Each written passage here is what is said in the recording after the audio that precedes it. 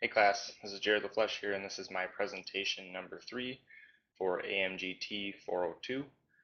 For this presentation, I'm improving my presentation by adding my PowerPoint, which I found added value to our presentations by watching a few of the other people who are using PowerPoints in their presentation, so that's what I'm working on this week. I was really happy to see that this one didn't have a topic because I'm a really technical person, so I thought that it was a perfect chance for me to do something technical. For my presentation 3, I am doing a presentation on the Ford 3.5 liter GTDI engine. So some learning objectives, because I'm kind of using this class or this presentation to almost as a learning course, so almost like a training course on this engine. So some of the learning objectives that I'd like to implement in this is to become familiar with the 3.5 liter GTDI engine, to learn basic operation of VCT, direct injection, and turbochargers, to learn specific vehicle applications of the 3.5 liter, and also to have fun. So some technical background. I know that most of us come from a technical background, but in order to fully understand the topics of this presentation, there has to be a common understanding of some of the different engine management systems that are used by the 3.5 liter. For this purpose, I've included some technical background slides to familiarize my audience. So first of all, what is VCT? VCT stands for variable cam timing. It's used to vary the camshaft timing while the engine is running by regulating oil flow to chambers within the VCT phasers or actuators. What types of VCT are available? There are 4 common types that Ford uses in their engines. The first one is EPS, or exhaust phase shifting. This is where the exhaust cam is the active cam that's being retarded. The second one is IPS, which is intake phase shifting, where the intake cam is the active cam being advanced.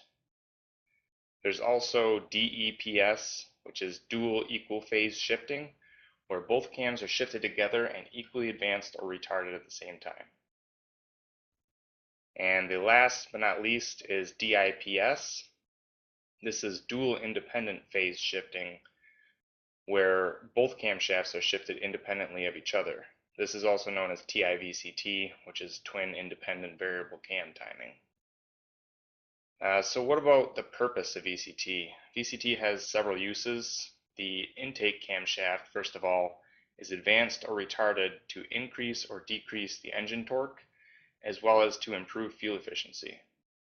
The exhaust camshaft is shifted primarily for emissions. The use of exhaust VCT has greatly reduced the need for systems like EGR, commonly known as exhaust gas recirculation, which is used in previous engines to pull exhaust vapors back into the combustion chamber to reduce hydrocarbon and oxides of nitrogen emissions.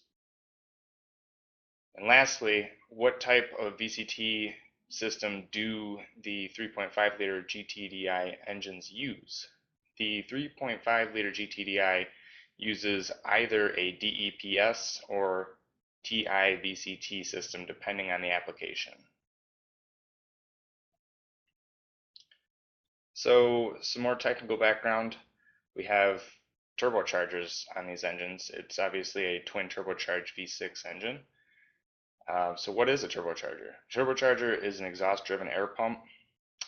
Basically, as you can see here, the exhaust gas comes out of the engine, drives the impeller, and the exhaust charges out this way. Intake air comes in this side, which is then compressed by this side, which is also by the compressor wheel, which is attached to the impeller using a shaft. That compresses air to be entered through a charge air cooler back into the intake side of the engine. The purpose of a turbocharger is basically to increase the volumetric efficiency of the engine. In simple terms, it increases the pressure of the air entering the engine, which allows more fuel to be added at the same time. So what are the alternatives to turbocharging? There is obviously natural aspiration, which uses only atmospheric pressure to allow air to enter the engine. There is also supercharger applications, which basically does the same thing as a turbocharger, but the turbocharger is a pump driven by a belt that is connected to the crankshaft pulley. Superchargers are less efficient than a turbocharger because it actually takes power from the engine to create more power, whereas the turbocharger is run by exhaust gases that are already leaving the engine.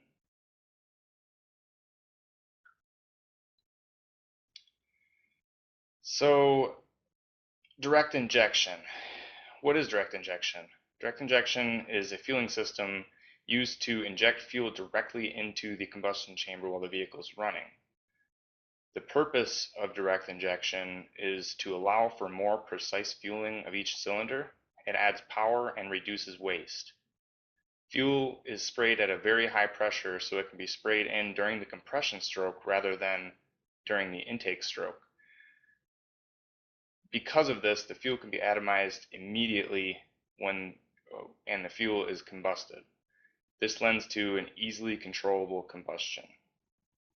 Some alternatives to direct injection are carburation, if we want to go way back, throttle body injection, which was a single fuel injector at the throttle body, port fuel injection, which is most common in engines leading up to our most current engines, and PFDI, which I'm going to explain in another slide. So, like I just said about PFDI, PFDI is a pretty new technology that we're using nowadays. Several manufacturers are using it. PFDI stands for port fuel direct injection. So it includes both port and direct injectors. Why is it being used? There are benefits and downfalls of both port fuel and direct injection systems alone. So when we add them both together, it helps to get the best of both worlds. Port fuel injection cleans the tops of the valves and reduces carbon buildup and emissions, while direct injection adds power and fuel efficiency. Some operating characteristics for Ford PFDI systems, direct injection is used on startups and then is switched to port injection as it warms up. At a warm idle, 100% port injection is being used to reduce emissions and carbon buildup. Under acceleration, the powertrain control module will vary the amount of direct injection to be used based on the engine's need. Under wide open throttle conditions, direct injection is basically 100% used.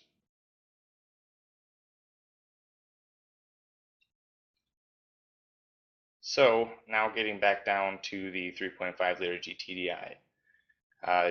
The Ford 3.5 liter GTDI, also known as EcoBoost, GTDI standing for gas turbocharged direct injection, is a twin turbocharged V6 which is released in both a front and rear wheel drive application. It has several different configurations, and there are also 2 generations of the rear wheel drive model. Some vehicle applications. The 3.5 liter GTDI was first available in the 2010 Taurus Show, the Lincoln MKS, the Ford Flex, and the Lincoln MKT. I've also included a full application list, which includes from the Taurus Show, the MKS, the Flex, the MKT, the Police Interceptor Sedan, the Explorer Sport, the Interceptor Utility model, the Expedition, Navigator, Transit, and of course the F-150. So here I've included a pretty good diagram of the front wheel drive design, the cam timing system.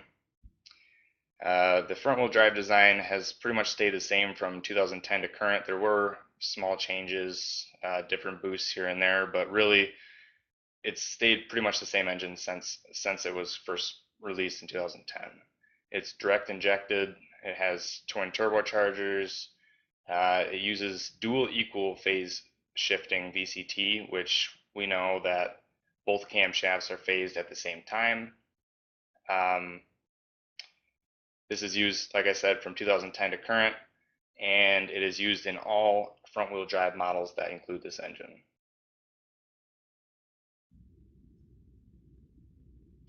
So this is the first generation rear-wheel drive design. It is also direct injected. It is also twin turbocharged. This one uses the TI VCT, which we can vary all four camshafts basically independently. This, like I said earlier, it's also known as DIPS, dual independent phase shifting. This is used in rear-wheel drive applications like F-150, Expedition, Navigator, and Transit. This was used up until 16 in F-150, up until 17 in Expedition and Navigator, as well as from the entirety of Transit from 2015 to current. As you can see here in the diagram, actually, you have two VCT solenoids per bank. So you know that you can phase both VCT phasers separately from each other. Whereas if we go back to the front wheel design, it only has one VCT solenoid and you're only actually phasing the intake phaser.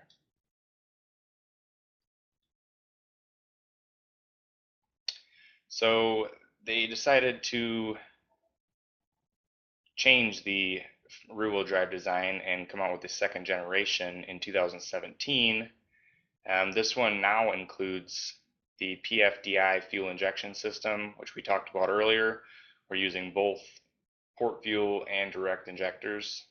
It's still twin turbocharged, still using TIVCT or DIPS. We did actually change the phasers. Now we're using a spring style rather than a vane rotor style. And the timing chains are different now because we're using two separate timing chains per bank, or one separate timing chain per bank rather than one timing chain to go between both banks. This is used from 2017 to current F-150, as well as for 2018 and 2019 Expedition and Navigator.